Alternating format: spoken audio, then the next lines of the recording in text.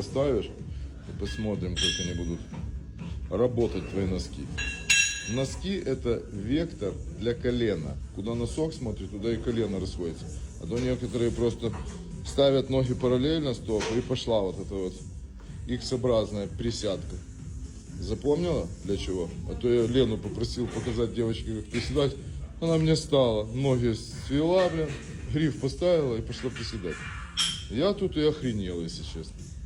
За 2,5 года человек, блин, не запомнил.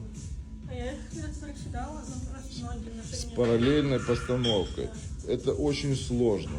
Если у тебя диспропорция в конечностях твоих, колено, длина костей не подходящая под этот присед, я тоже так могу присесть. И ты присядешь с небольшим весом. Но в основном люди не могут так присесть, у них пятки отрываться будут.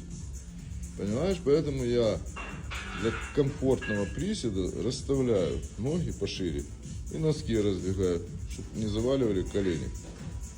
Это для баланса.